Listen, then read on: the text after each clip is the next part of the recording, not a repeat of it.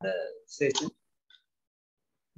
So right sir, I think I will, because मेरा पता नहीं साउंड का भी मैं चेक करूंगा आपके क्लास के बाद अभी, but कोई नहीं, तो all the best and please go ahead. Okay, तो सुदीप जी आप कहाँ पे हैं? Where are you? You are working in some training area or you plan to work in some training? No, I am a freelancer, sir. Actually, I am a HR professional. Okay. So, काफी दिनों तक corporates में काम किया in different positions and then finally 2010 से I am on my own as a freelancer. आप क्या करते हैं? Training and development, HR policy systems वगैरह उस पे काम करता हूँ मैं. अच्छा, मतलब freelance. Freelance, yeah. ओके. तो आप क्या जानना चाहेंगे? एक्चुअली ये तो सब्जेक्ट तो बड़ा लंबा चौड़ा है. हाँ एक्चुअली कुछ चीजें जो हैं, anyway let me just glance through that. तो हम ऐसा करेंगे कि जो बाकी टेक्स्ट है वो तो खैर टेक्स्ट बुक से भी मिल जाता है. हम कुछ चीजें जो हैं वो लेटेस्ट डेवलपमेंट्स क्या हैं, हाँ that will be good. उसके बारे में हम बात करते हैं. कुछ बरसिन का कुछ काम है वो बात करते हैं. दूसरा ये कि असेसमेंट्स में एक्विजिशन से लेके या एंगेजमेंट से लेके असेसमेंट्स में क्या लेटेस्ट डेवलपमेंट्स हो रहे हैं, उसके बारे में भी कुछ जिक्र करते हैं, which might be of interest to you. Yes sir, sure. So let me just try to. अब जैसे इंगेजमेंट है, इंगेजमेंट का हम ऐसा करते हैं, आपको हम लोग एक्चुअली पिछले प्रोग्राम में एंगेजमेंट की बात कर रहे थे. नॉर्मली एंगेजमेंट में जो है वो लोग बात करते हैं कि एंगेजमेंट सर्वे कर लो.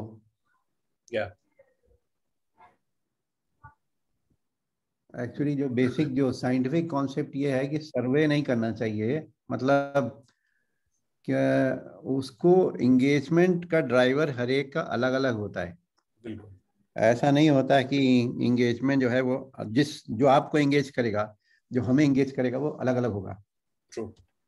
सो a common thing is not correct. Let me just show you some things, because obviously I am not covering in a systematic manner, because it is not a question of one section. Let me just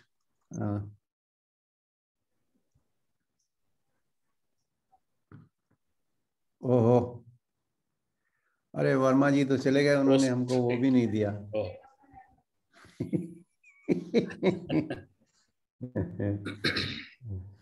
sir मैं handover Verma जी नहीं, मैं handover करता हूं. अच्छा. I will just मैं निकल ही रहा था, आपका आवाज ये. Thank you so much. मैं आपको हमने कहा ये तो बड़ा, मैं आपको होस्ट बना देता हूँ.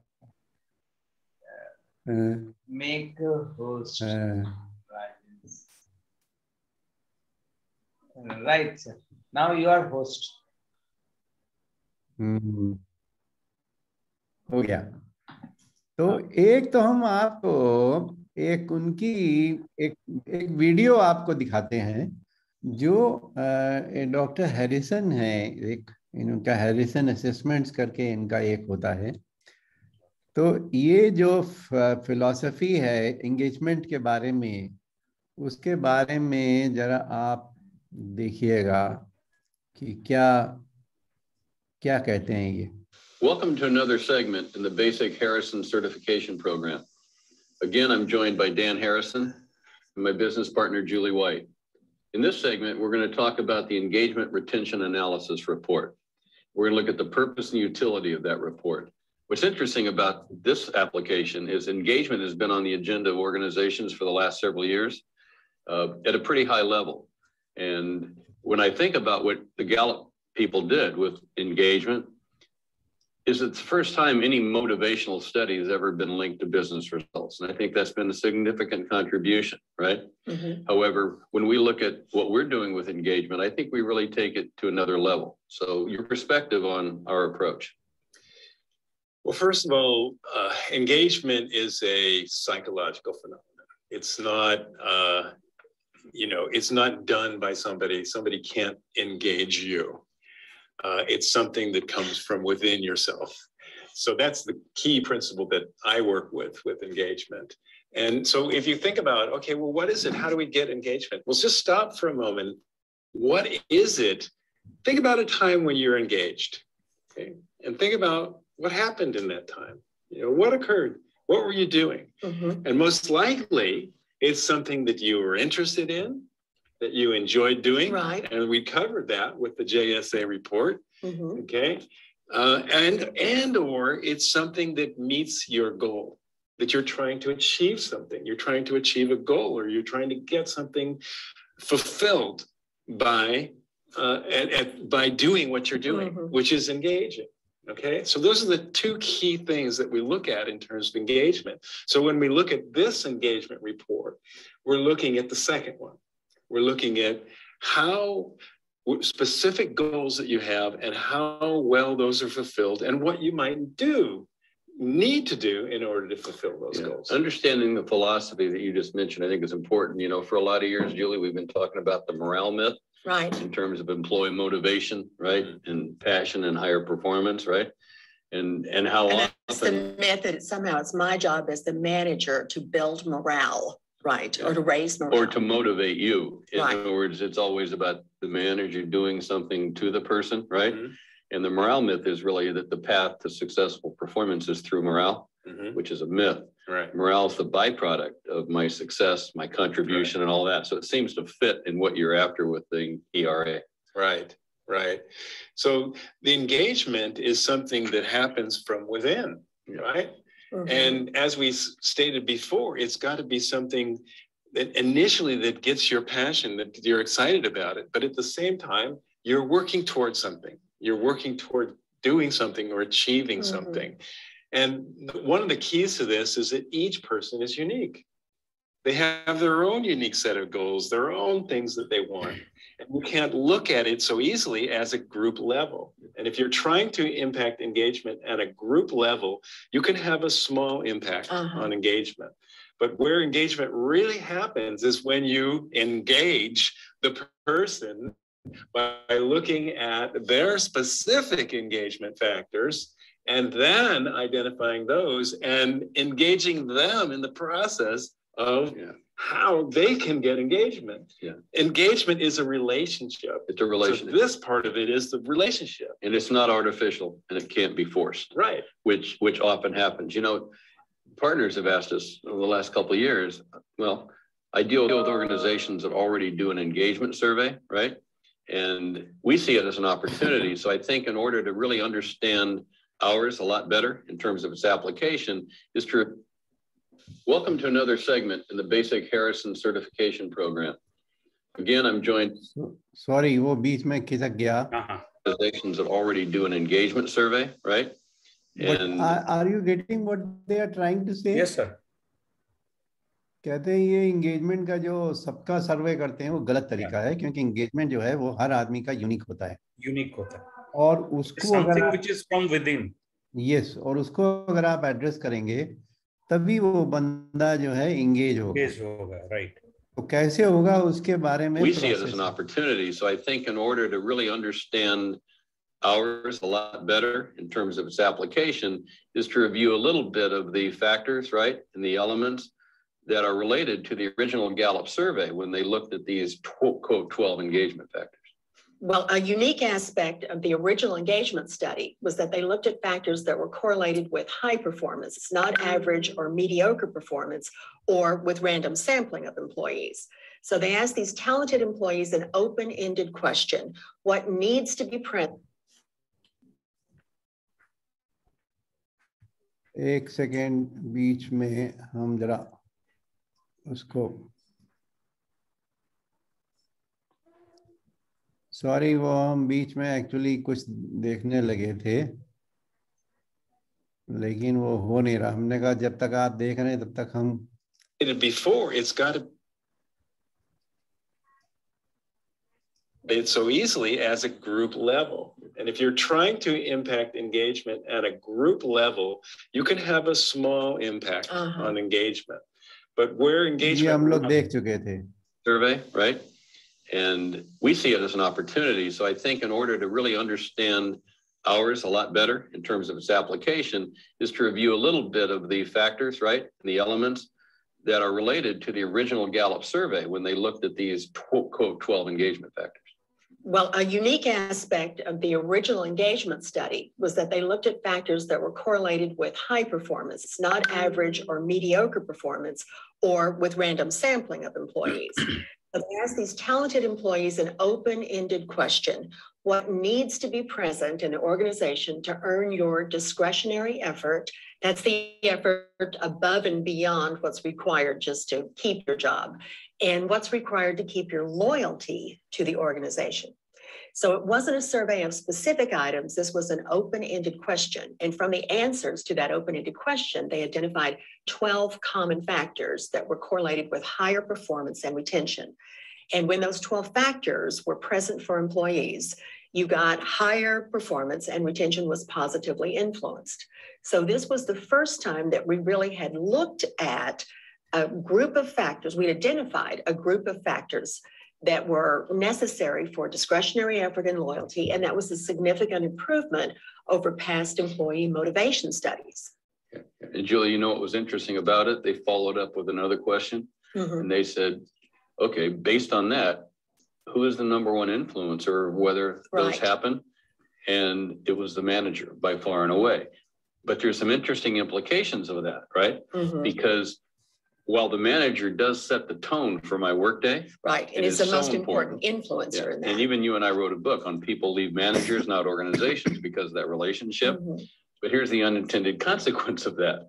And that is, so when engagement surveys came out, right, with that issue known, right, then the scores that you get are related to good and bad management, which is really not the intention of the survey in the first place. And consequently, they needed to be anonymous. Yes. Right? So the biggest problem with it being anonymous is you can't do anything about it. You can't fix it, right? Because it's anonymous and you only know the group. And so you're trying to make one shoe fit everybody in the group. Yeah. Right? Yeah. And that's impossible to do, right? So the challenge of that is the challenge of having a good engagement is to do something that will be individual, but at the same time doesn't need to be anonymous, okay? Because it will not have a negative reflection on the manager. And that's the aim of what we're doing. But when you say it doesn't do anything, at least a lot of people are spending a lot of time and money to not do anything. When you think about it from that aspect. If you look at it at a group level, if you take one shoe to fit all, you're going to fit that shoe on a certain number of people, right? But most of them, it's not going to fit all. Well, we've always had a saying, one size fits all. Yeah. It fits nobody well and everybody poorly.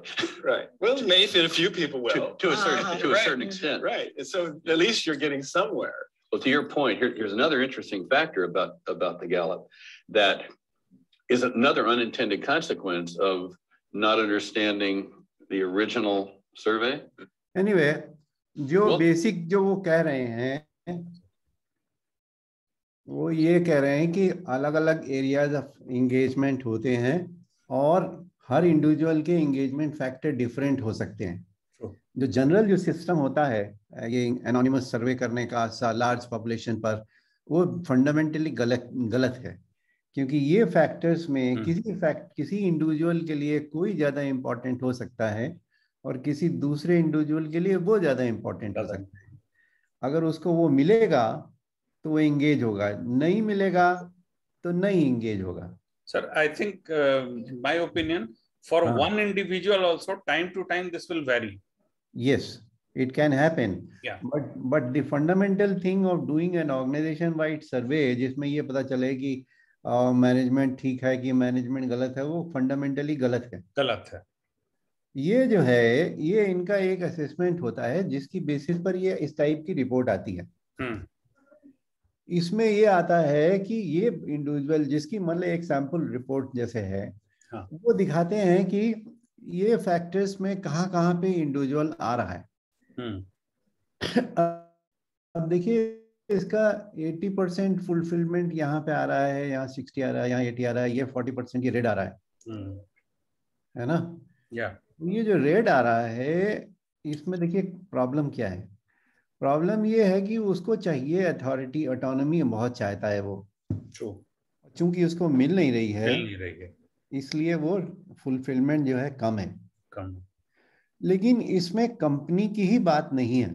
जब आप इस type का study करेंगे तो आपको पता चलेगा कि ये इस इंडिविजुअल का टॉलरेंस ऑफ स्ट्रक्चर जो है बहुत कम है। चूंकि ये रूल्स को नहीं मानता, सिस्टम को नहीं मानता, इसलिए लोग इसको इंडिपेंडेंट वर्क नहीं देते। Are you seeing this? ये जो है टॉलरेंस ऑफ स्ट्रक्चर 3.3 है। 3.3 है। तो इससे ये कहने की जरूरत है कि बेटा ऐसा है, जब तक कि तुम ये नहीं करोगे तब तक तुमको कोई ऑटोनॉमी इससे ज्यादा नहीं देगा। Exactly. So the problem lies with you rather than with the organization. Correct? True. So this engagement report can serve as a basis for counseling the individual, not only taking corrective action from the organization side, but counseling the individual or redeployment. जैसे कि अब आप ये देखेंगे social expectation जो है इसका 40% है। आउटगोइंग ये बहुत है और चाहता है कि बहुत से लोगों से मिले।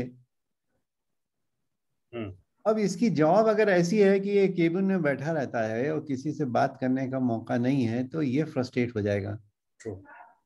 इस बंदे की अगर आप सैलरी भी बढ़ा दोगे तो ऐसा तो है नहीं कि वो ज्यादा एंगेज हो जाएगा। बिल्कुल, सैलरी इशू ही नहीं है, सैलरी का इशू नहीं है, सेल्फ मोटिवेटेड है वो। ये देख रहे हैं ना ऊपर रिम्यूनरेशन एक्सपेक्टेशन में it is not a big issue.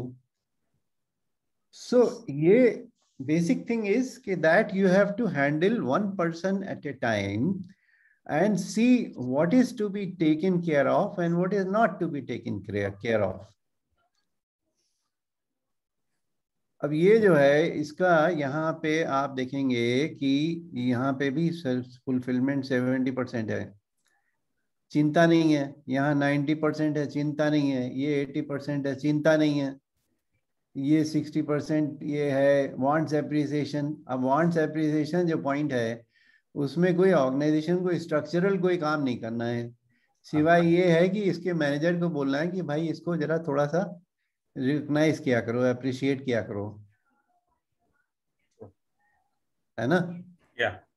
So everybody's need can be different and therefore engagement has to be driven at the individual level.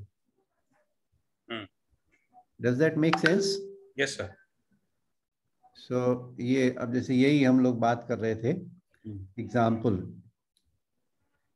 कि इसका जो अब ये देखिए डेवलपमेंट एक्सपेक्टेशन इसके 80% फुलफिलमेंट है, इसमें अब करने की कोई जरूरत नहीं है। Exactly. है ना? तो अब हम लोग बात करते हैं, बेसिकली हम लोगों ने बहुत से पॉइंट्स कवर किए थे पिछले सेशंस में। अभी जो कोविड के बाद की क्या सिचुएशन है इसके बारे में हम लोग बात करते हैं, है ना? So, अब नेचुरली डिसरप्शन हुआ है, हम लोग आगे देखते हैं कि आगे क्या क्या दिख रहा है, क्या क्या चीजें जो हैं वो हमें देखनी है।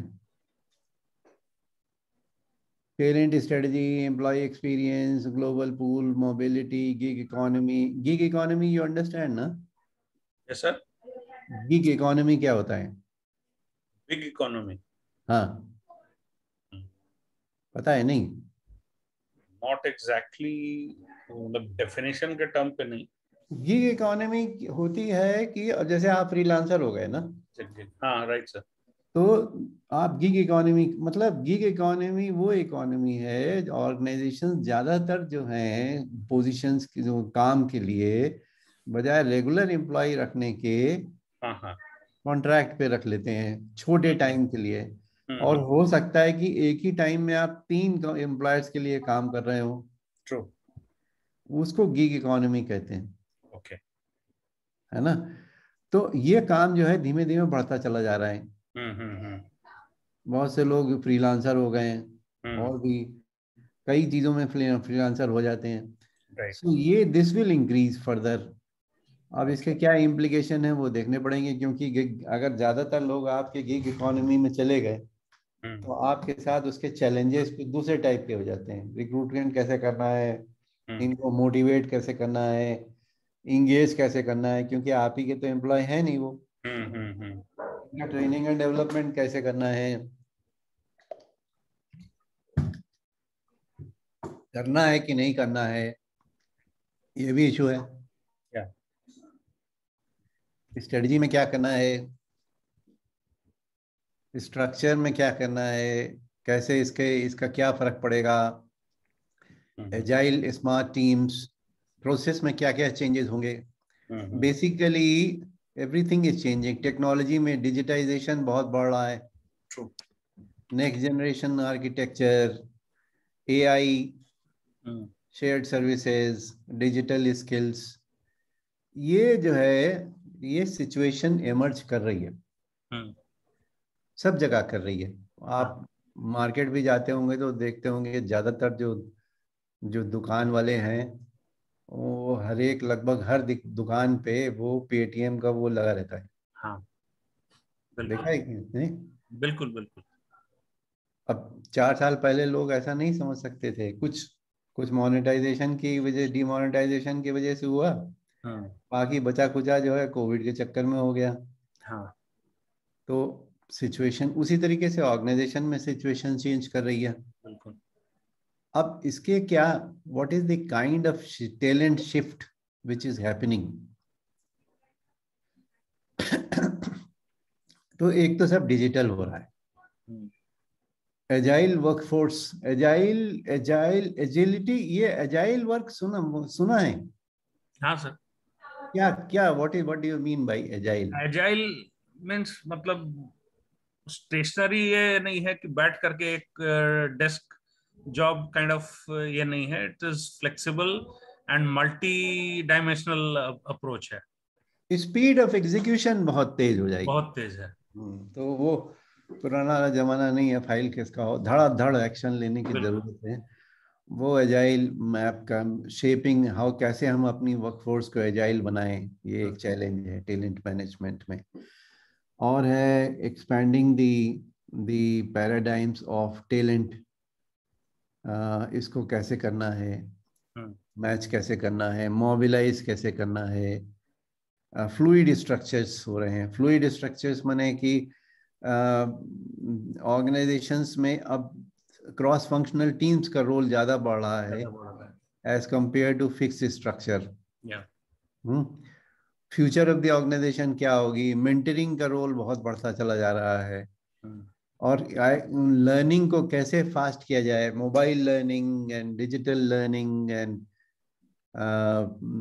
offline, online work, learning, and so many things are happening. So these are the things which a talent manager has to keep it in mind कि क्या क्या हमें करना है। और talent management आज की तारीख में ये सब कवर करता है। पहले भी था लेकिन अब थोड़ा सा बढ़ता जा रहा है। अब इसमें क्या चीज डिफरेंट आ रही है, एक तो टैलेंट रिव्यू, टैलेंट सप्लाई, उस टाइप के वर्ड और उस टाइप की थिंकिंग पहले भी होती थी, लेकिन अब जो है वो बजाय इंडिविजुअल्स के स्किल्स पे ज्यादा ध्यान जा रहा है कि कौन कौन सी स्किल्स में शॉर्टेज है। और इसीलिए हालांकि हम लोगों ने तो 83 में ये स्टार्ट कर दिया था, ट्रेनिंग में लोग ट्रेनिंग मैंडेज करके जो देते हैं ना, एचआर ट्रेनिंग मैनेजर जो है, एचआर मैनेजर, वो कहते हैं हमने इतना ट्रेनिंग मैंडेज का, वो बहुत ही बेहुदा सिस्टम है वो। एग्जैक्टली।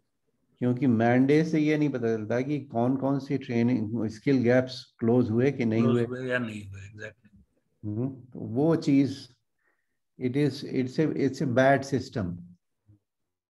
वो खाना पूर्ति होके रह जाता है। खाना पूर्ति हो जाता है। और एक बार ऐसा था 83 के बाद 83-84 में लखनऊ में एक कंपनी थी स्कूटर्स इंडिया।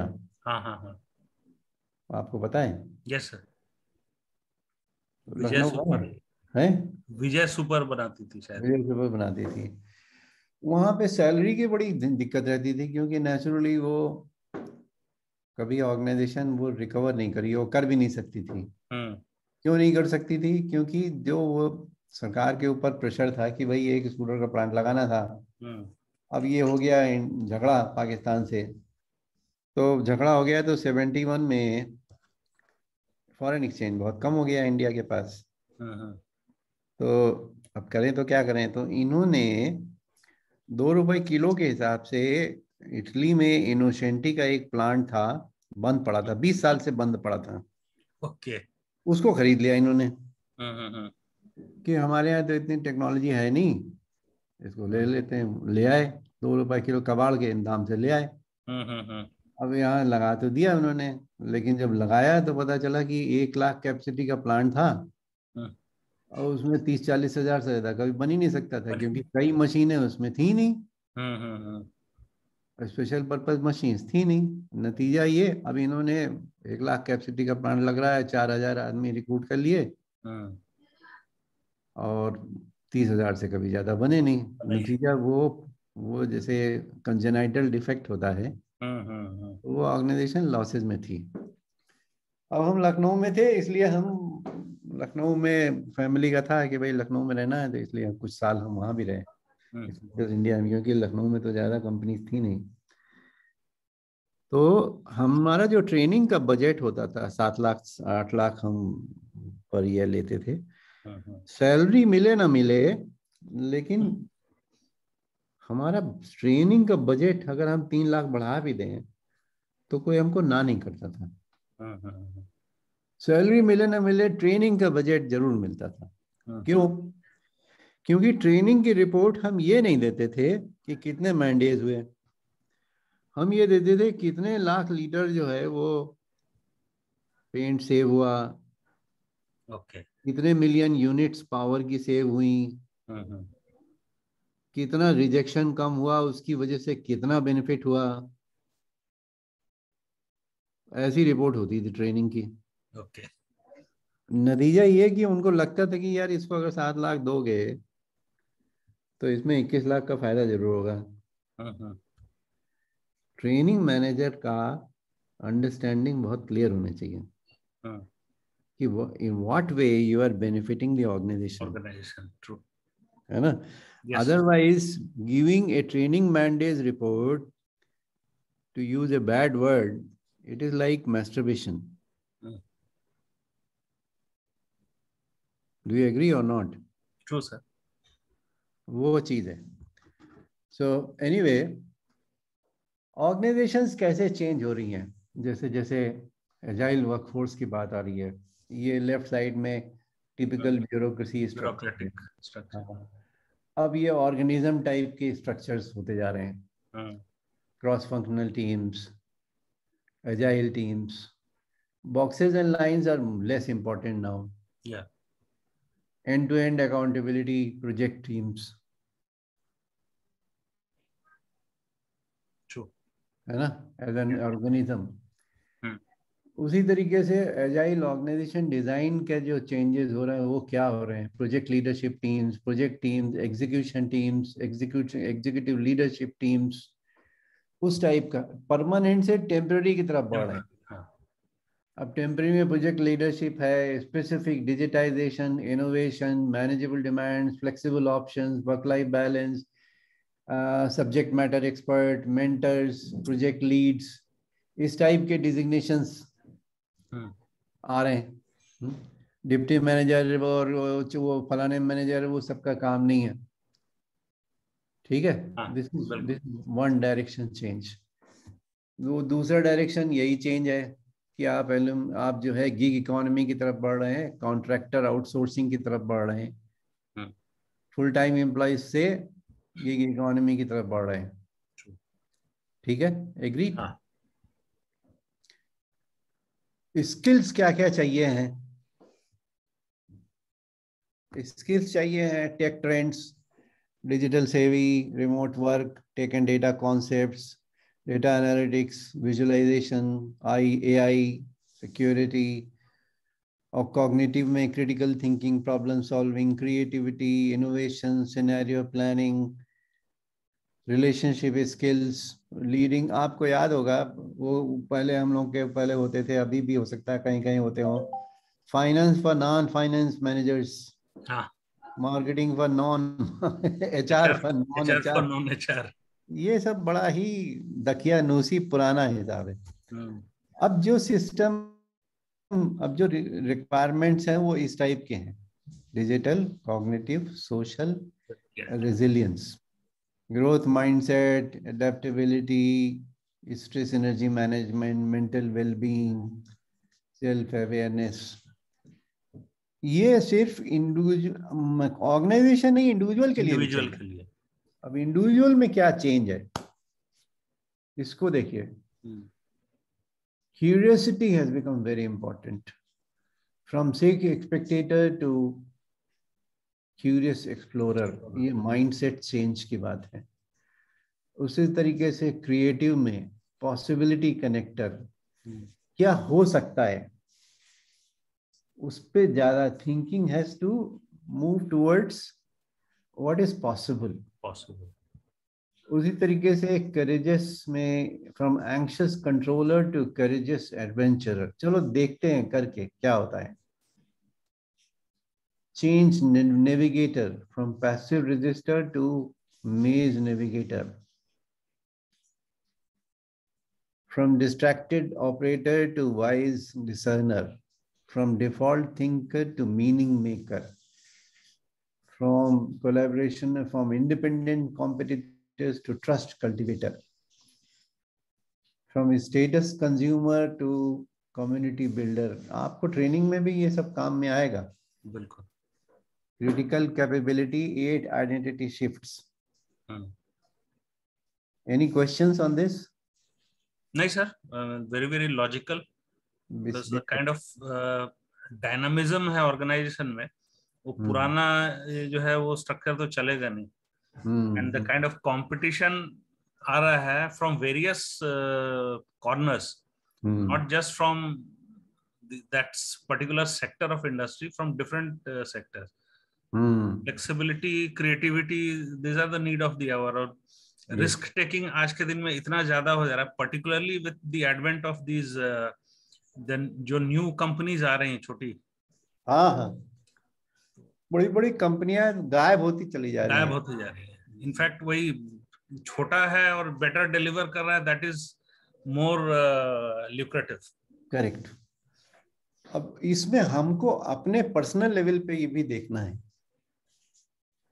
कि हमने पिछले 2 साल में कौन सी बैड हैबिट चेंज करने की कोशिश करी, कौन सी हमने एक रियली डिफिकल्ट स्किल लर्न करने की कोशिश करी, क्या चैलेंजिंग गोल हमने अपने लिए सेट किया। कुछ चीजें जो होती हैं मजबूरी में होती हैं, लेकिन ये बहुत ही इम्पोर्टेंट पीरियड है ये for everybody. And people have learned a lot, people have joined many courses, people have changed their behaviors। लोगों को समझ में आया कि भाई परिवार ज़्यादा इम्पोर्टेंट है और मिनिमम कंजम्पशन ज़्यादा इम्पोर्टेंट है, बहुत ज़्यादा खर्चे करने की ज़रूरत नहीं है। मतलब बिहेवियरल चेंजेस बहुत सारे हुए हैं। उसी तरीके से ये businesses, person businesses that have और will have skill gaps, person that know how to close the gap, percent leaders that are ready to lead in this unpredictable world। ये सब बात है। हम इसलिए ये सब कवर कर रहे हैं क्योंकि बाकी तो किताब में सब पढ़ ही सकते हैं, बेसिक आजकल की थिंकिंग, क्योंकि जितनी किताबें हैं आपकी प्री कोविड के बाद की हैं। एग्जैक्टली। तो ये लेटेस्ट थिंकिंग क्या है वो पिछले 2 साल में जो dimensions have gone sea change, tectonic shift हुआ है. करेक्ट.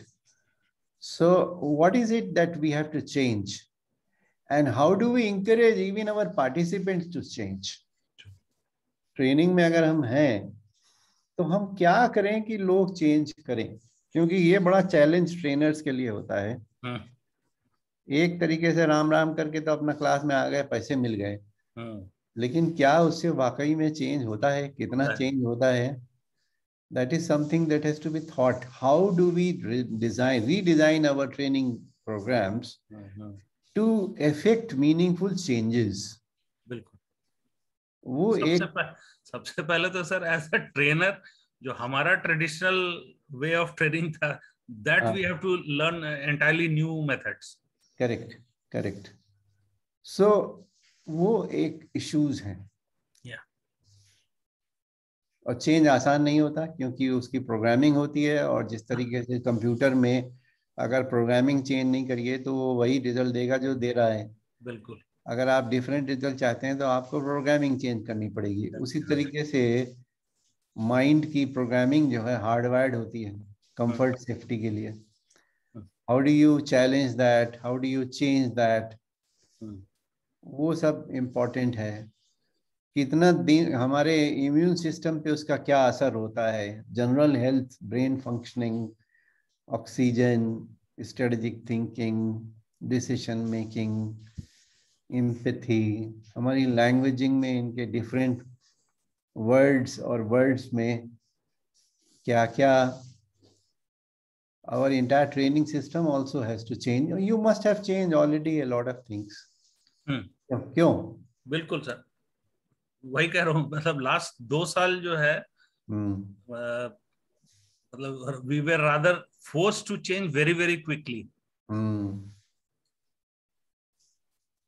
और ये जैसे पहला है कि एंग्शियस कंट्रोलर से करेजियस एडवेंचरर में हम कैसे बदलें अपनी पर्सनल लाइफ में भी. या अगर हम प्रोक्रेस्टिनेशन कर रहे हैं तो हम लर्निंग कैसे करें, नई कैसे लर्निंग्स करें. अगर हमें डर लगता है, हमें लगता है हम नहीं बदल सकते, तो हम क्या अपने को माइंड को वो करते हैं, कैसी प्रोग्रामिंग करते हैं, कैसे ऑप्टिमिज्म बढ़ाते हैं, वो सब इशू. क्यूरियोसिटी का एक इशू है. और how do I become explorer in our attitudes, so that is one issue. उसी तरीके से how do I basically become more creative, और how do I think of more possibilities. Authenticity. What is authenticity? Originality. More or less, yes. Authenticity is being connected with your real self. उसी तरीके से courage की बात है. How do I build courage in my students? तो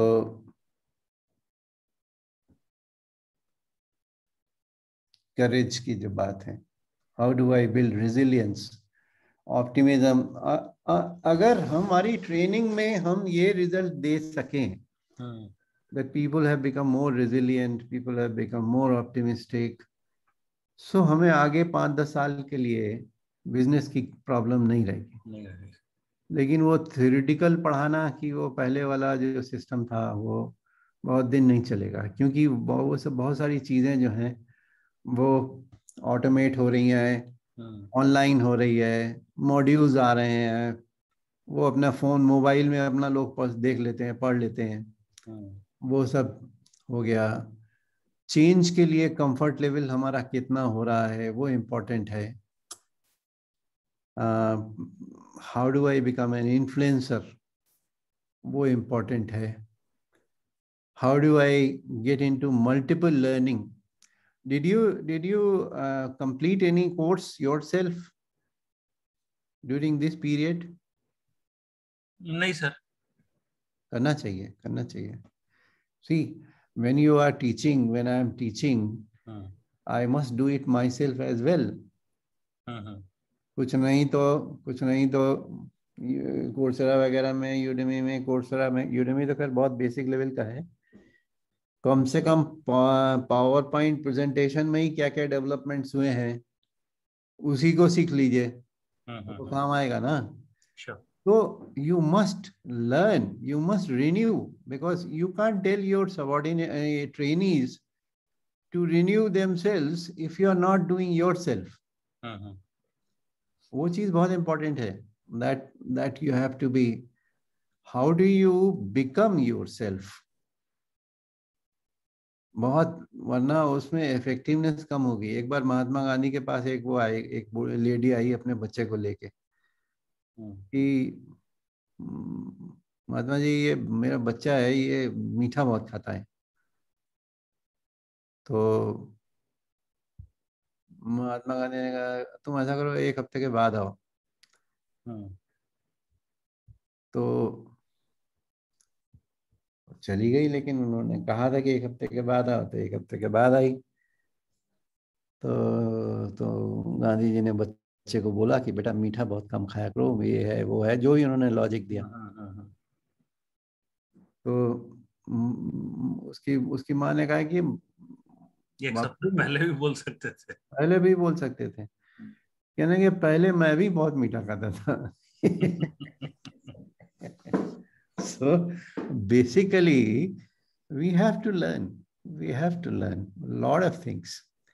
हमने बहुत कुछ सीखा, कम से कम पावर पॉइंट प्रेजेंटेशन ही में बहुत कुछ सीख लिया कि keep on renewing yourself, that is very necessary, वरना प्रॉब्लम होती। ये सब पढ़ते तो रहता हूँ, सर्टिफिकेट ऐसा सच कुछ नहीं है, but I am a very Avid reader. नहीं, वो बात आपकी सही है, लेकिन बहुत सी चीजें खाली पढ़ने की बात नहीं है, स्किल डेवलपमेंट की भी बात होती है। हाँ। जैसे टेक्नोलॉजी में आपको, let me show you something, anyway अभी हम आपको दिखाते हैं। Meaning maker, what are you getting out of it, what is the interpretation you are doing, how do you start working in teams, वो important है, वो that is important. All those things, community builders कैसे होंगे, वो चीज, so all those things are neuroplasticity के बारे में पढ़ा आपने? नहीं पढ़ा? नहीं सर। पढ़िए, पढ़िए, ट्रेनर्स के लिए बहुत जरूरी है कि न्यूरोप्लास्टिसिटी का नॉलेज होनी चाहिए।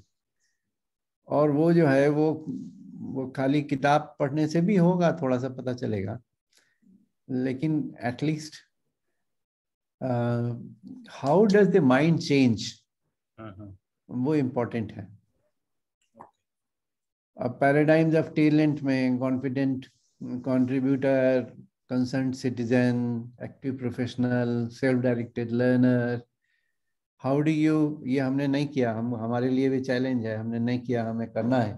Because as a trainer I must get into developing volume digital units. मतलब ट्रेनिंग को हम कैसे मॉड्यूलर बनाएं, उसके अलग अलग मॉड्यूल्स बनाएं जिसमें कि लोग सेल्फ पेस्ड लर्निंग कर सकें। I have not done it, that is my failure. Though I have learned a lot in this period, लेकिन उसमें हमने नहीं किया। बहुत कुछ सीखा भी है, जैसे सीखा है वो भी हम आपको दिखाएंगे कि क्या क्या सीखा है, कैसे कैसे। Anyway, let me just first cover trends in recruitment में रिमोट वर्क। अब रिमोट वर्क में आप सिलेक्शन भी कर रहे हैं तो रिमोट में ही कर रहे हैं, उसके क्या चैलेंजेस हैं। एम्प्लॉय वेलबींग बहुत इंपॉर्टेंट हो गया है। सोशल मीडिया रिक्रूटिंग, लिंक्डइन से कैसे करेंगे। आर्टिफिशियल इंटेलिजेंस का क्या काम होगा। आपको पता है कि आज की तारीख में एक कंप्यूटर जो है 10,000 लोगों का साइमल्टेनियस इंटरव्यू ले सकता है।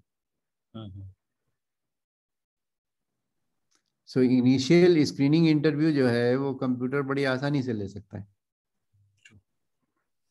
It makes a lot of difference in IT companies, for example. वो स्क्रीनिंग कर सकता है, बायोडेटा की तो स्क्रीनिंग कर ही सकता है, उसका बेसिक इंटरव्यू में स्क्रीनिंग कर सकता है.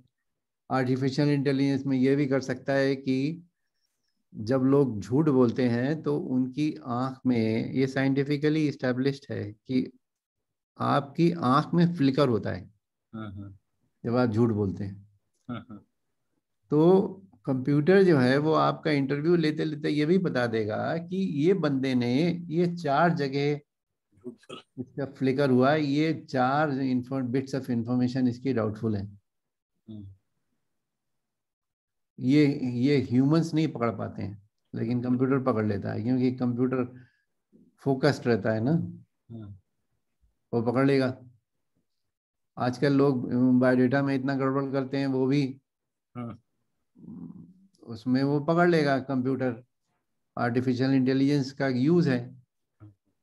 प्रोजेक्ट डाइवर्सिटी एंड इंक्लूजन बहुत इंपॉर्टेंट हो गया है. कितनी लड़कियां आपने रखी, कितने वो रखे, all those things have become very important. Even remote onboarding, that has become, उसको आपने रिक्रूट तो कर लिया लेकिन कंपनी आपकी बंद है. अब आपको ज्वाइन भी कराना है तो सब उसकी ऑनबोर्डिंग, इंडक्शन, सब कुछ रिमोट से ही हो. कैसे करें? रिमोट से. एम्प्लॉयर ब्रांडिंग के बारे में पता है? हाँ सर, पता है ना. So these are the things जो talent management में they have become very important. EVP क्या है? How do we communicate an individualized EVP? Employee value proposition. Economic value proposition. उससे हमें क्या मिलेगा? What is, how do I search? How do I do? So all these things have become important. अब static objectives इतने important नहीं जितना कि unified mission and values हैं. उसी तरीके से talent, continuous talent acquisition has become important, not recruitment. आप जब रिक्रूट नहीं भी कर रहे हैं तो आपको पता होना चाहिए कि इस फील्ड के बंदे कौन कौन मास्टर्स हैं और कौन कौन इंडस्ट्रीज में काम कर रहे हैं और उनका मूवमेंट क्या है. उसी तरीके से एम्प्लॉय रिकॉर्ड इंपॉर्टेंट नहीं है, एम्प्लॉय एक्सपीरियंस इंपॉर्टेंट है. पहले के टाइम में क्या होता था, आपने भी भुगता होगा, पहले कंपनी में आप इंटरव्यू देने जाइए तो आपको हो सकता है 4 घंटे बैठा दें और उनको शर्म भी नहीं आएगी कि आपको 4 घंटे बैठा दिया, बहुत से बहुत एक चाय भेज देंगे. आज की तारीख में फर्क हो गया है सिस्टम. हम तो रिक्रूटमेंट कंपनी में चला चुके हैं, अब तो नहीं चलाते हैं, पहले चलाए. तो पीपल हैव बिकम डिफरेंट. वो एक लड़का था, उसको एक एग्जांपल दे रहे हैं, I am only giving an example, कि एम्प्लॉयर से बात हुई कि भाई वो कैंडिडेट आना है. उन्होंने कहा आना है. उसको कैंडिडेट का, हमारे यहाँ रिक्रूटर थी, उसने बात करी कि आप जा रहे हैं, कहने के हाँ जा रहे हैं. उसको एम्प्लॉयर को कंफर्म कर दिया कि हाँ ठीक है वो पहुंच जाएगा. अब वो पहुंचा नहीं. अब वो एम्प्लॉयर परेशान कि वो आपका कैंडिडेट नहीं आया, और जो रिक्रूटर परेशान कि वो कैंडिडेट नहीं गया और कैंडिडेट फोन नहीं उठा रहा.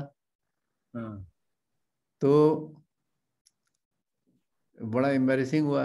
बाद में पता चला कि वो जो उससे पूछा कि तुम क्यों नहीं गए उस दिन, कहने लगा मैं जा रहा था, रास्ते में पिक्चर लगी थी तो पिक्चर देखने चला गया मैं. अब एम्प्लॉइज भी डिफरेंट टाइप के हो गए. उनको इंटरव्यू में ही लग जाना चाहिए कि ये कंपनी ज्वाइन करने वाली है या नहीं है. That is important. उनको मजा आएगा कि नहीं आएगा. वो डिफरेंट हो गया ना सिस्टम. बिल्कुल.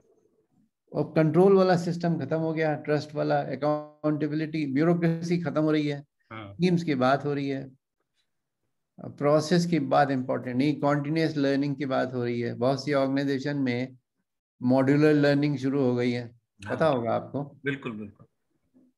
So all this is a part of employee experience. और एम्प्लॉय एक्सपीरियंस में भी बहुत सारी चीजें आ गई हैं।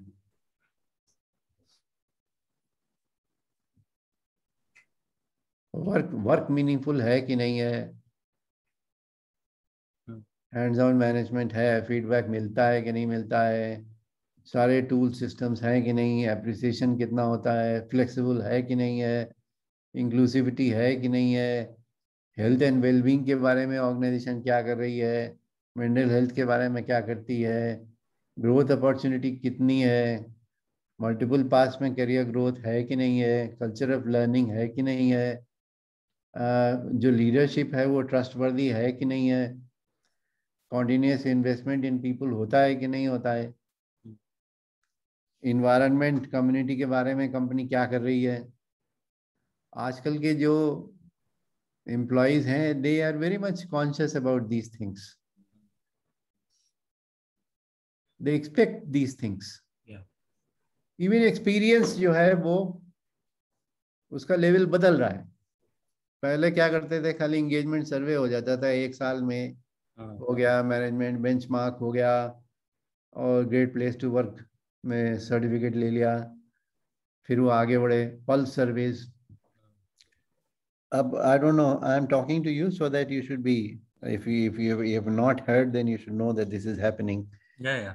उसमें अब ये हो गया है कि जो कंपनी के गेट पर कैमरे लगे हैं, अब ये तो कई जगह हो गया है कि कैमरे से अटेंडेंस होने लगी है, ये तो पता ही होगा आपको। बिल्कुल सर। अब इसमें एक और खेल हुआ है, कैमरा ये नोट कर लेता है कि जो लोग सुबह आए 5,000 लोग, इनका मूड कैसा था, और जब ये लोग बाहर निकले तो इनका मूड कैसा था। तो अगर जाते समय लोग ज्यादा खुश हैं, इसके माने कंपनी में कुछ गड़बड़ है। तो कंपनी का मोरल असेसमेंट जो है पर डे बेसिस पर डेली आपको फीडबैक मिल जाएगा, वो होने लगा है। दूसरे पल्स सर्वे मोबाइल पे होने लगे, एनुअल नहीं, आपके मोबाइल पे ही सर्वे आ जाएगा, आप भर दीजिए पटाख से उसका जवाब आ जाएगा। ये एक्सपीरियंस 2.0। एक्सपीरियंस 3.0 क्या है, multiple action points, data points, nudges, learning plans for individual, focus on behavioral change. Then experience 4.0, उसमें क्या है कि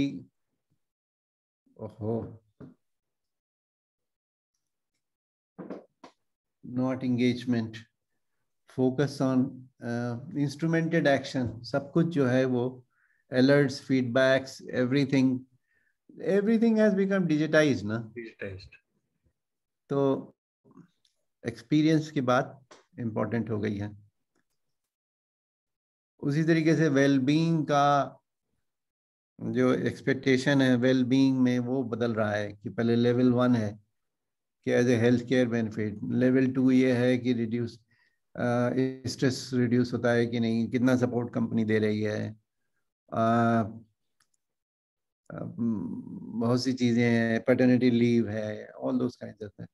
then wellbeing for business performance, कि वेलबींग से कितना वेस्टेड टाइम कितना कम हो रहा है, कितनी travel priorities, performance sustainability, education, career, total performance, then social good. अब लोग ये भी देखते हैं कि हमारी कंपनी सोसाइटी के लिए कितना कर रही है वेलबींग। दैट ऑल्सो यंगस्टर्स जो मिलेनियल्स हैं वो they have become more concern about those things. So all these things are necessary. The whole concept is changing. Job से रोल पे आए, रोल से कैपेबिलिटी पे आए, कैपेबिलिटी से स्किल्स पे आए, this is changing. Similarly training जो है वो ट्रेडिशनल ट्रेनिंग से सेल्फ डायरेक्टेड ट्रेनिंग, उसके बाद कैपेबिलिटी एकेडमीज की कैसे जो है वो अलग अलग फंक्शंस में जो उसकी अलग अलग स्पेशलाइज्ड एकेडमीज, जैसे वो बिरला ने किया ज्ञानोदय करके, उन्होंने एक वो बना दिया So organizations are making their own specialized universities and colleges and capability academies for, so all this is happening. Similarly career development खत्म हो रहा है, कैरियर डेवलपमेंट की कोई बात नहीं करता, क्योंकि अब कैरियर ही नहीं होता है। कैरियर ही नहीं होता। कैरियर तो पहले होता था जब कंपनी 150 साल चलती थी तो 25 साल 30 साल एम्प्लॉय काम करता था, लाइफ टाइम एम्प्लॉयमेंट वाला कॉन्सेप्ट था। हाँ, अब लाइफ टाइम कंपनी नहीं होती तो लाइफ टाइम एम्प्लॉयमेंट कहाँ से होगा? पता चला 10-15 साल में 20 साल में कंपनी गायब हो गई या किसी दूसरे ने खरीद ली या कुछ भी हो गया, एनीथिंग कैन हैपन। तो कैरियर डेवलपमेंट की बात ही नहीं है। नाउ क्वेश्चन ये है कि स्किल डेवलपमेंट कितना है, एजाइल कितना है आज के चेंज होने में। आप when the organization is changing, how quickly you can ramp up. What are the skill models which can make employees employable, whether they company रहे ना कहे, जॉब रहे ना रहे, उनकी employability हम कैसे enhance करते रहे। That is the job of the talent management. उसी तरीके से ये है। अब हम आपको कुछ काम की बातें दिखाते हैं। ये सब तो थ्योरी का है, ये तो नेट में भी देख सकते हो। That is not something very profound. Let me show you, because आप पहली बार आए हो और जो आपके काम की चीज है।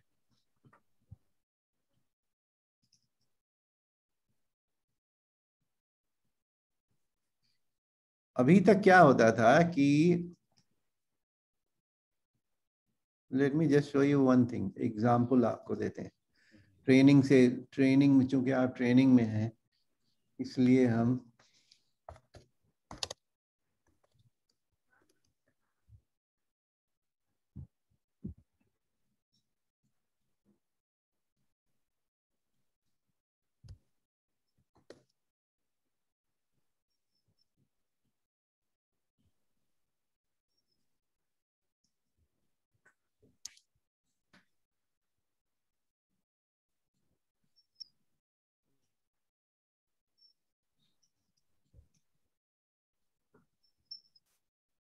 ये रिपोर्ट दिख रहे हैं आप?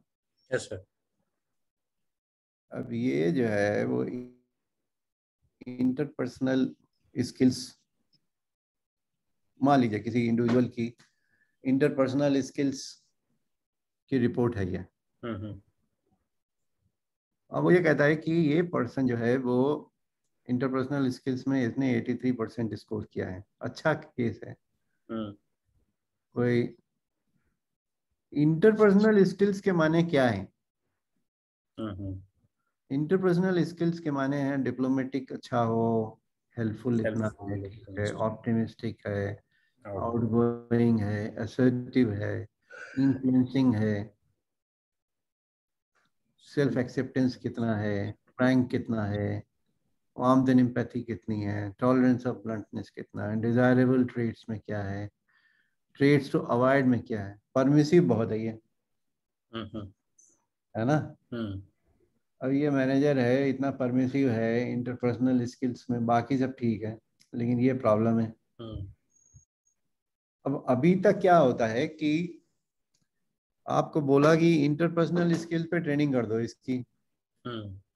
अगर आपको ये नहीं मालूम है कि इसकी इंटरपर्सनल स्किल्स में क्या प्रॉब्लम है, तो आप 3 दिन भी ट्रेनिंग करोगे, पैसे लेके चले जाओगे, कंपनी भी खुश, ट्रेनिंग मैनेजर भी खुश, एम्प्लॉय ट्रेनिंग इंटरपर्सनल स्किल्स पे ट्रेनिंग कर दी, लेकिन वो बंदा वहीं का वहीं रहेगा, क्योंकि आपने इसको कवर ही नहीं किया। आपको क्या पता कि इसकी प्रॉब्लम है।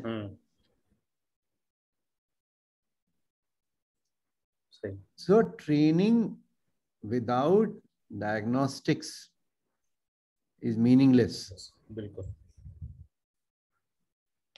आप पर्सनल लाइफ में देख लीजिए, हम आपसे कहें कि थोड़ा शुगर कम खाया करो तो आप कहेंगे हाँ कम खाए, हाँ कम खाना चाहिए।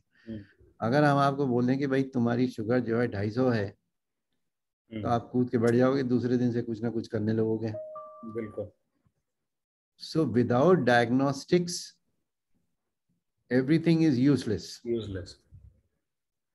फिर कहते हैं कि साहब ट्रेनिंग से कोई फायदा नहीं था। अबे फायदा तो जब होगा जब अगर कोई डॉक्टर बगैर आपका इलाज चेक किए कि प्रॉब्लम क्या है, अगर दवा जनरल पर्पस दवा देने लगते हैं, जैसे घर में लोग, बहुत से लोग डॉक्टर के पास जाते ही नहीं है, अपना खुद ही एंटीबायोटिक शुरू कर देते हैं।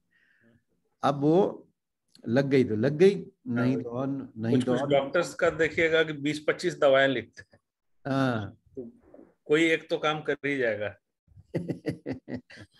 तो वो गलत तरीका है, गलत तरीका है। उसी तरीके से हम लोगों के प्रोफेशन में, ट्रेनिंग में, ये जो जब तक कि आप उसकी एनालिसिस नहीं होगी,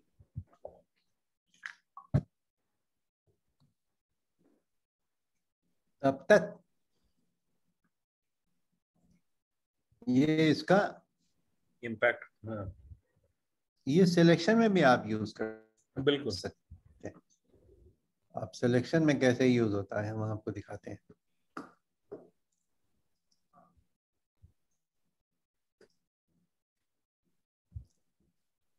जॉब सक्सेस एनालिसिस,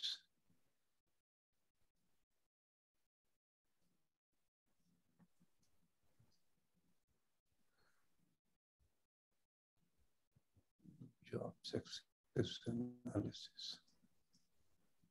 और ये देखिए,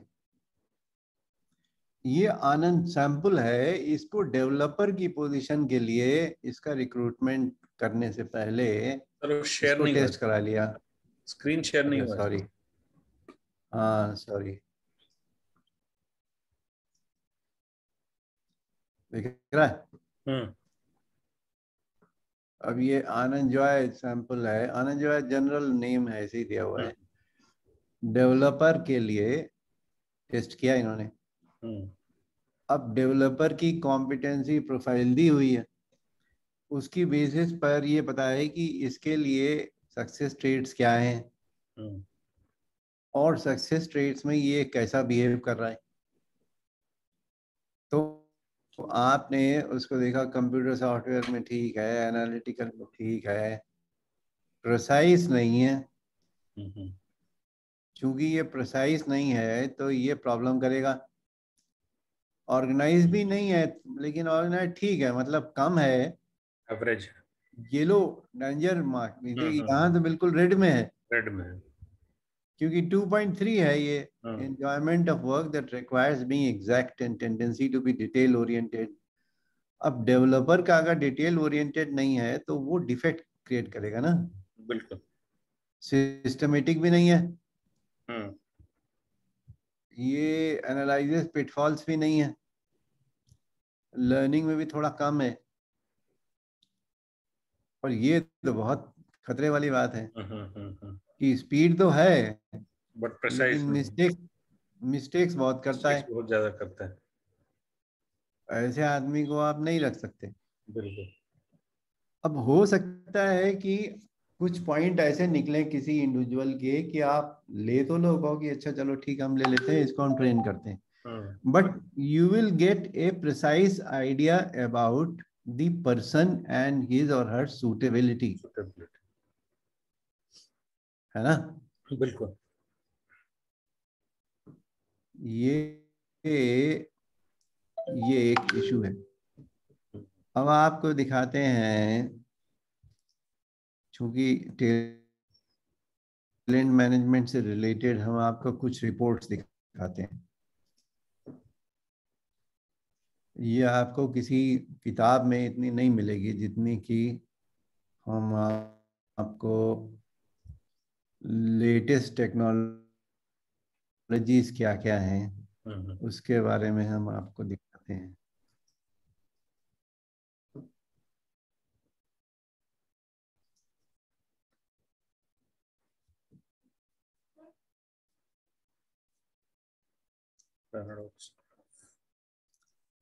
दिख रहा है।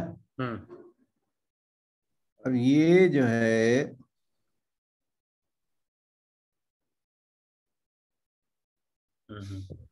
ये पूरी कुंडली है आदमी की।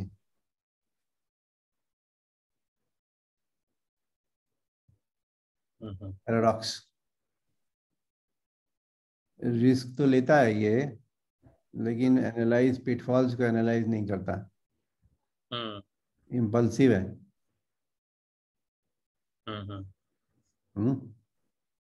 राइट। इन्फोर्सिंग वीक है इसकी, परमिसिव है। देख रहे हैं ना? हाँ, कोचिंग माइंडसेट में परमिसिव है ये, प्रॉब्लम करेगा। अब ये देखिए कोलैबोरेटिव एक्टिविटी में अगर इसका टीम वर्क वाली पोजीशन है, हाँ, कोलैबोरेटिव में कम है, कम है। हाँ, है ना? बिल्कुल। उसी तरीके से इसमें देखिए रेड है, असर्टिव जो है रेड है। इसकी वजह से ये सेल्फ सैक्रिफाइसिंग में होता है। परमिसिव भी है, सेल्फ सैक्रिफाइसिंग भी है। हाँ, दोनों रिलेट कनेक्टेड है ना। हाँ, जब आप ज्यादा परमिसिव हो गए तो आपका काम सफर करेगा, तो आप कहेंगे कि अच्छा यार फिर मैं ही कर लेता हूँ, तो क्या करें। अच्छा तो ठीक है, तुम जाओ, तुम, है ना, अच्छा तुम जाओ, हम तुम्हारा काम कर लेंगे। वो जो है फ्रस्ट्रेट होता है। अच्छा जब फ्रस्ट्रेट होता है तो फिर वो जो है गुस्सा होता है। अब जैसे ये सेल्फ सेक्रीफाइसिंग है, फिर आप देखेंगे डोमिनेटिंग में ये जो है ये गोल सर्किल बना है ना ये। तो जब ये ज्यादा फ्रस्ट्रेट हो जाता है तो डोमिनेट करने लगता है। लेकिन ये टेम्पररी कंडीशन है, ये फिर से नॉर्मल सिचुएशन में ये फिर यहीं आ जाता है। उसी तरीके से ये फ्लेक्सिबल तो है लेकिन ऑर्गेनाइज नहीं है, इसीलिए ये यहाँ पर आता है। रेड में अगर आ रहा है इसके माने ये strong development needed. Now this can be used for selection as well as for training. बिल्कुल, क्योंकि आपको इंडिविजुअलाइज्ड पता चलेगा ना कि इस बंदे की प्रॉब्लम कहाँ पे है। जब तक आपको पता नहीं चलेगा तक आप हनुमान चालीसा पढ़ोगे, क्योंकि आपको पता ही नहीं कि प्रॉब्लम क्या है। ट्रेनिंग कर दो, अरे भाई ट्रेनिंग तो कर दो, लेकिन किस बात की कर दो यार, तुम ट्रेनिंग, हाँ तुम ट्रेनिंग कर दो, तुम ये सब मत पूछा करो उनसे कि क्या ऐसे ही लोग बात करते हैं। ट्रेनिंग कर दो, नॉर्मली वही होता है। हाँ, लीडरशिप वर्कशॉप कर दीजिए। लीडरशिप वर्कशॉप कर दीजिए। अब लीडरशिप का आपको दिखाते हैं, हाई पोटेंशियल लीडरशिप लीडरशिप के माने क्या है। फर्स्ट ऑफ ऑल ये हाई पोटेंशियल का आपको एक रिपोर्ट दिखाते हैं। हाई पोटेंशियल में क्या होता है कि नॉर्मली जो लोग हाई पोटेंशियल आइडेंटिफाई होते हैं वो बॉसेस के उस पे होते हैं, थिंकिंग पे होते हैं कि यार ये लड़का बहुत अच्छा है, जबकि उसकी इफेक्टिवनेस जो है वो बॉसेस इतना नहीं जानते जितना कि उसके कलीग्स और जूनियर्स जानते हैं। तो नतीजा क्या ये होता है कि वो जो आदमी जिसको हाई पोटेंशियल में सेलेक्ट कर दिया और उसके बाद कंपनी ने लाखों रुपया खर्च कर दिया, बाद में वो फिस हो जाता है, क्योंकि वो हाई पोटेंशियल था ही नहीं। आइडेंटिफिकेशन का प्रोसेस ही गलत था। आइडेंटिफिकेशन का प्रोसेस ही गलत था। तो अब जो उसमें भी एडवांसमेंट्स हैं, अब उसमें जो एडवांसमेंट्स हैं वो हाई पोटेंशियल का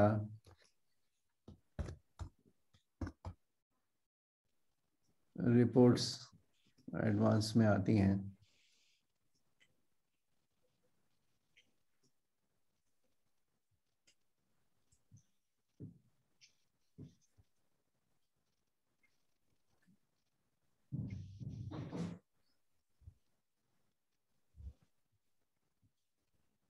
अब जो रिपोर्ट हम आपको बाद में दिखाएंगे, पहले इसका कॉन्सेप्ट दिखाते हैं कि कॉन्सेप्ट क्या है। पोटेंशियल का जो कॉन्सेप्ट है, हाई पोटेंशियल का कॉन्सेप्ट में वो 3 चीजें कहते हैं। Following process, thinking broadly, getting along, ये 3 चीजें इंपॉर्टेंट हैं। उसके बाद making others aware of one's contribution, influencing others, building connections, emergence. उसके बाद effectiveness, achieving critical business outcomes, securing optimising development, deploying key assets, motivating others. So जब तीनों में वो इफेक्ट होगा तभी वो हाई पोटेंशियल होगा। अब इसकी जो रिपोर्ट बनती है, रिपोर्ट आपको दिखाते हैं, हाई पोटेंशियल रिपोर्ट। राजन सर, वो जो आपने पहला स्लाइड दिखाया था, सॉरी कौन सी? आई वाज जस्ट वाचिंग, वो जो पोटेंशियल का आपने शुरू में पहला स्लाइड दिखाया था ना, कि how to recognise, I think, potential, high potential. High potential हम आपको वैसे दिखाते हैं, रिपोर्ट दिखाते हैं ना उसका। 3 पॉइंट जो बताया था वो मेरे को लगता है कि, अच्छा, वो फाउंडेशन, इमरजेंस, इफेक्टिवनेस। हाँ हाँ, फाउंडेशन वाले में हाँ, अगेन 3 पॉइंट्स था ना, वो हम दिखाते हैं आपको, दिखाते हैं, उसकी रिपोर्ट भी दिखाते हैं आपको। हम इनको वो चीज दिखा रहे हैं जो इनको किताब में नहीं मिलेगी।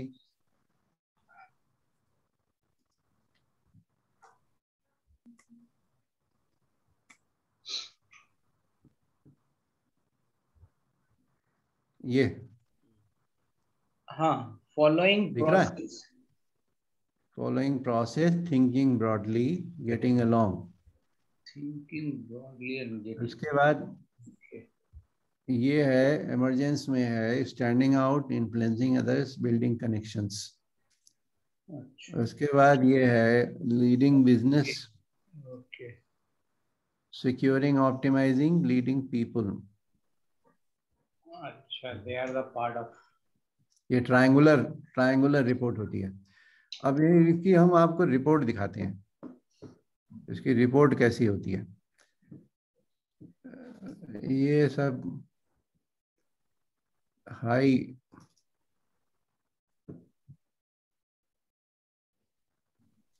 इसकी इसकी हर चीज बड़ी साइंटिफिक हो गई है।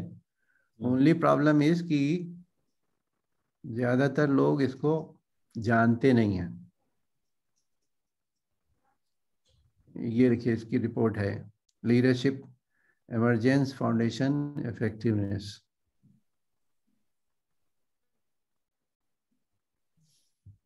लोअर स्कोर्स में क्या होगा, हायर स्कोर्स में क्या होगा, ये लोअर स्कोर्स में क्या होगा, एग्जीक्यूटिव समरी। अब ये बताएगा कि कहाँ कहाँ पर प्रॉब्लम है। ये ठीक है, ये ठीक है, ग्रीन, ये थोड़ा ऑरेंज है। स्टैंडिंग आउट, इसमें प्रॉब्लम है। परसुएडिंग अदर्स में प्रॉब्लम है। सो नेचुरली मोटिवेटिंग होगा। हाँ, सो you should know where what is good and what is not good. So if you want to develop this fellow, you should know where are the gaps, rather than उसको बजाय करने के उसको कहो अच्छा ठीक है तुम दो ऐसा करो, हार्वर्ड में एमबीए कराओ। अरे वो एमबीए करने से थोड़ी वो हाई परफॉर्मर हो जाएगा। जो उसका गैप है, वो तो गैप तो आना चाहिए, प्लग होना चाहिए ना। सो वो जो है, गैप कैसे पता लगेगा? ये टेस्ट है ना, ये टेस्ट है? रिपोर्ट, ये टेस्ट रिपोर्ट तो दिखा रहे हैं आपको, ये इसकी टेस्ट रिपोर्ट है। ये कहता है high, above average, below average, low. अब ये देखिए कहाँ कहाँ पर लो आ रहा है। Based on that you can even decide whether this person should be sent for high potential or not. But suppose you send, then you know कि ये इसके gaps क्या क्या हैं. Then you can accordingly take a call कि कहाँ कहाँ पर develop करना है.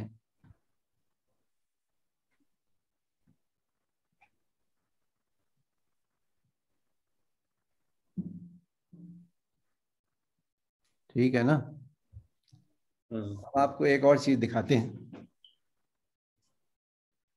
ये जो है हम लोग एडवाइस करते हैं, इवन पीपल जो लोग कंपनी के चेयरमैन के बेटे हैं, जैसे कि उनको भी एडवाइस करते हैं चेयरमैन के बेटे हाई पोटेंशियल। हाँ, पर उनको वो हाई पोटेंशियल वो अपनी उसकी वजह से है ना कि भाई चेयरमैन के बेटे हैं, तो नेचुरली वो लाला जी चाहते हैं कि भाई इसको जरा देखो कि क्या पोजीशन है, क्या गड़बड़ है, ठोक पीट के सही ठोक पीट के सही करो। ठीक है इसको सर, बहुत सारी कंपनीज में, मतलब एक तो मेरा क्लाइंट में भी मैं देखा हूँ, इट्स अ बिग कंपनी, मतलब they have all the tools, all the analysis, everything is fine, end of it वही 7 Mondays का जो है वो उसमें आ जाते हैं। और नॉमिनेशन जो है वो 7 Mondays मैंडेटरी ट्रेनिंग है ही नहीं। देखिए ऐसी कंपनीज बंद हो जाएंगी सूनर और लेटर। अच्छा, चलेगा नहीं, चलता नहीं है, फोकस्ड अप्रोच ही नहीं है ना। You have done the analysis part, but remedial part में जो है यू आर मिसिंग। जैसे ये है, अब आप और चीज दिखाएं, चैलेंज रिपोर्ट। ये चैलेंज रिपोर्ट में ये कहता है कि इस बंदे के गड्ढे कहाँ हैं। और ये कहता है इसका सबसे बड़ा 90, ये जो तो खैर ज्यादा है नहीं इसका, 90 से ऊपर है तो बहुत खतरनाक हो जाता है। ये जो है ये क्या है, एक्साइटेबल। अब ये बंदा जो है, अगर ये मान लीजिए आपका एक्साइटेबल बहुत हाई है, तो क्या होगा, आप गाली देने लगेंगे। बहुत से सीनियर बॉसेस होते हैं, उसी चक्कर में उनका करियर खराब हो जाता है। जीनियस होंगे लेकिन उनकी वजह से कई लोग छोड़ देंगे। या शक्की बहुत है, या कॉशियस बहुत है, या रिजर्व बहुत है, या बोल्ड बहुत है, एरोगेंट हैं, या मैनिपुलेशन बहुत करते हैं, या सेल्फ डिस्प्ले बहुत करते हैं, या इतने ज़्यादा डिलीजेंट हैं कि हर चीज़ इतना सिस्टमेटिक और फिक्स्ड रहती है कि रिजिड हो जाते हैं, इम्प्रैक्टिकल हो जाते हैं। अब जैसे ड्यूटीफुल इसका बहुत हाई है, इसके माने ये चमचागिरी का मास्टर है ये। सो यू शुड नो कि ये इंडिविजुअल के, हर आदमी के कोई ना कोई गड्ढे होते हैं, ऐसा नहीं कि हर कोई परफेक्ट है, लेकिन ये बंदा कहाँ गिरेगा वो इम्पोर्टेंट है। You should know. अब ब्यूटीफुल है ये 85 सबसे ज्यादा है ना, 90 के मॉडरेट रिस्क जोन में है। अगर 90 के ऊपर होता है तो ये हाई जोन में आ जाता है। अब फिर भी 85 इज ए गुड। अब ये क्या करेगा, ये कॉन्फ्लिक्ट कन्फ्रंटेशन अवॉइड करेगा, uncomfortable giving others negative feedback. You may not make your views known on important or controversial issues and instead go along with the group. You may focus on getting along with your boss rather than getting along with your staff, which can erode your credibility with your subordinates. ठीक है? Right. ये अब इसके वो हैं, इसके सब parts हैं। ये बंदा इम्पल्सिव बहुत है, 4 डंडी है ना, इम्पल्सिव बहुत है, तो ये अक्सर डिसीजन जो है वो झटके में ले लेगा। अच्छा, इम्पल्सिव है, दूसरी तरफ कंफर्मिंग भी आ रहा है। कंफर्मिंग दूसरी चीज है। कंफर्मिंग ये है कि बॉस तुम दिन को अगर रात कहो, रात कहेंगे। ओके, वो 4 है। Not to the company but to the individual. Yes.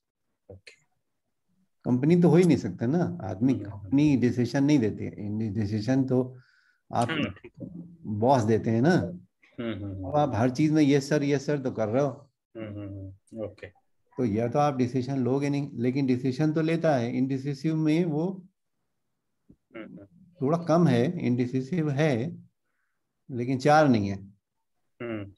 लेकिन जब लेगा भी तो ये एक तो इम्पल्सिव है, और दूसरा बॉस जो बोलेगा वही करेगा। बॉस जो बोलेगा वही करेगा, वो करे ना करे, लेकिन यस सर करेगा। वो है। So you are able to see where are the gaps. हालांकि ये स्टैंडर्ड्स को बहुत लाइक करता है, हर चीज सिस्टम से टू दी उसमें होनी चाहिए, वो बात अच्छी है। लेकिन डिसीजन लेने के टाइम जो है वो इम्पल्सिव हो जाता है। और ये देखिए एक्साइटेबल में, वोलाटाइल में 4 है। इसके माने इमोशनली, ये इमोशनली वोलाटाइल है।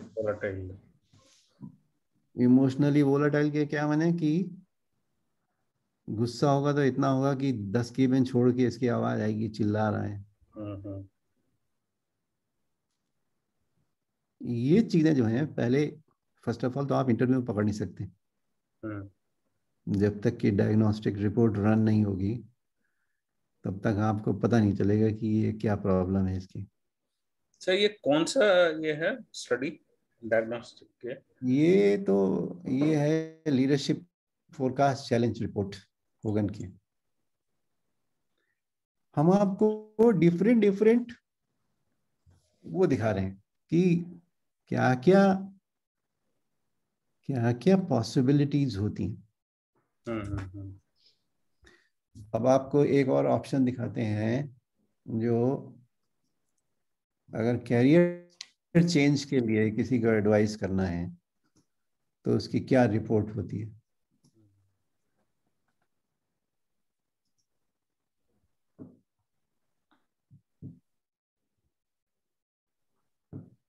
मान लीजिए कि कोई आदमी है जिसको आपको कैरियर का डिसीजन लेना है, या रीडिप्लॉयमेंट के लिए आप देखना चाह रहे हैं कि वो बंदा जो है वो कहाँ पे।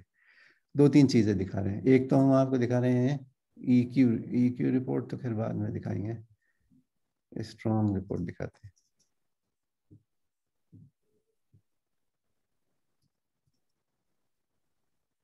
ये देखिए,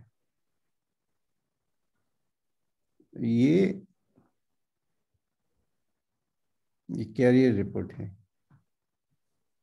Which kinds of careers can be more suitable for this person? तो इस इंडिविजुअल के जो थीम कोड है वो CAI है, कन्वेंशनल, आर्टिस्टिक और इन्वेस्टिगेटिव, है ना। सॉरी, ये दिख रहा है आपको? नहीं सर। अरे सॉरी, शेयर नहीं। अभी क्या? हाँ, ये स्ट्रॉन्ग इंटरेस्ट इन्वेंटरी। ये जो है, ये 6 तरीके के जॉब्स होते हैं। कन्वेंशनल में ये चीज़ें इंपॉर्टेंट होती हैं, आर्टिस्टिक में ये चीज़ें इंपॉर्टेंट हैं, इन्वेस्टिगेटिव मैथमेटिक्स में ये इंपॉर्टेंट हैं, सोशल में HR वालों का ये जैसे है ना, people skills for availability, enterprising जो है वो बिजनेस लीडरशिप, एंटरप्रेन्योरशिप उसके लिए चाहिए, मिलिट्री का या उस टाइप का मैकेनिकल ये चाहिए। इस इंडिविजुअल का थीम कोड ये है। तो कन्वेंशनल टाइप के जॉब्स में ज़्यादा सूटेबल है ये। और कन्वेंशनल के माने क्या? कन्वेंशनल माने जहाँ data management, accounting, information systems उस टाइप का काम हो। ठीक है, अब आप आगे देखिए, ये इसके ऑप्शंस हैं। Office management, mathematics, taxes, research, investing.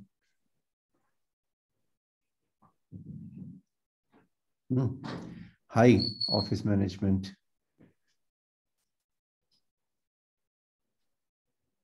high mathematics research, high H दिख रहा है ना? ये H दिख रहा है ना बीच में? हाँ सर। So अब ये इसके और नैरो डाउन हुए, इसलिए ये इसके ऑप्शंस हो सकते हैं। राइट।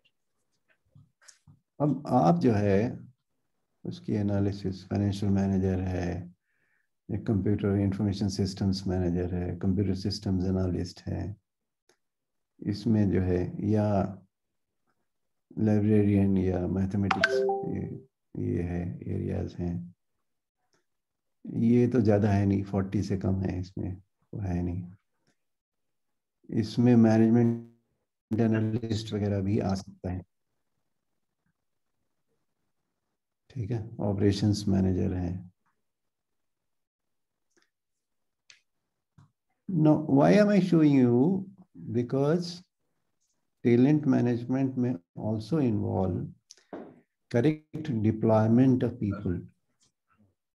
या आपको लगे कि ये जो इंडिविजुअल है ये यहाँ फिट नहीं हो रहा है, इसको कहाँ ले जाएं?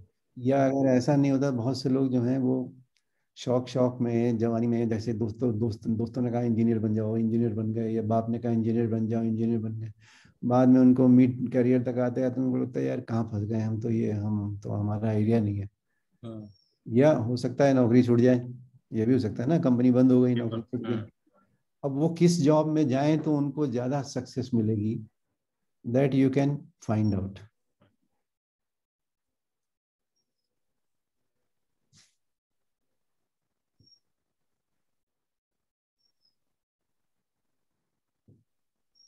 Any questions? और ये इसमें देखिए दिया हुआ है कि कन्वेंशनल में क्या क्या होगा, आर्टिस्टिक में क्या है इनके। अब ये इसका कॉम्बिनेशन कोई भी जॉब जो होगी वो इसके लिए ज्यादा सूटेबल होगी।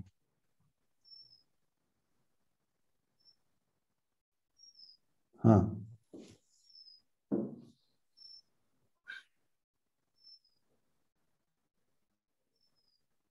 वो did you find it interesting? Very interesting, sir. You see, there are the technology has changed substantially. As a person in talent management, one should know what are the possibilities. जैसे doctor को ये पता होना चाहिए कि कौन कौन से मेडिकल टेस्ट से क्या क्या रिपोर्ट मिलेगी। He need not be a master in any test. उसके लिए वो लाल पैथ लैब को कांटेक्ट कर सकता है, लेकिन उसको पता होना चाहिए कि किस चीज के लिए हमें क्या रिपोर्ट चाहिए। बिल्कुल। तो वो जो है वो डिसीजन सही ले सकता है। वरना वो गेस वर्क में, जैसा आपने बताया ना कि 20 दवाई लिख देगा कि कोई ना कोई तो फायदा कर, कोई ना कोई से नहीं होता ना, नहीं होता है, बिकॉज़ साइड इफेक्ट्स जो है बहुत ज्यादा हो गए। हाँ, अब आपने किसी आदमी को गलत राय दे दी कि तुम इस जॉब में चले जाओ, तो उसके साथ गुनाह है ना। बिल्कुल। कल को वो जाके वो पिटेगा तो फिर आप कहोगे नहीं तुमने ठीक से नहीं किया, हमने तो तुमको सही है। अरे भाई, तुमने सही एडवाइस कहाँ से दी? तुमको कोई, तुम उसके लिए ट्रेन थे? एग्जैक्टली।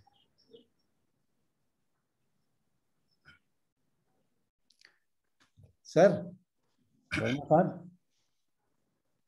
वर्मा साहब हैं कि चले गए? सर सर 3:30 बज गया। हाँ सर, हो गया आज का class. I think I have been giving these people the knowledge that they may not get in the typical books. Yeah, not sir, for sure वो नहीं मिलेगा। नहीं, for sure it will not be available in books. It's a good insights, I think, and the topic also is the elective paper, na? Talent management is a very good one. This needs innovative insights. Actually, ज्यादातर किताबें तो 10 साल पुरानी होती हैं। Correct correct. 10 साल में जमाना तो बहुत बदल जाता है ना। जमाना तो बदल गया है। नतीजा ये है कि जो लोग पढ़ के निकलते हैं उनको समझ में नहीं आता ये क्या हो रहा है। exactly. हाँ, बाहर तो बाहर काफी अलग है। बोलते हैं कोर्स में तो मैंने कुछ पढ़ा था, बाहर कुछ और पढ़ा। हाँ, इसके पहले का जो पेपर है, पेपर 9 सर, एनालिटिक्स, उसमें भी ऐसा ही है। 10 साल में पूरा जमाना बदल गया, उसके कारण नया नया चीज आ गया। हाँ, ठीक है सर। ठीक है, thank you sir. Thank you, sir. Thank you so much. Thank you.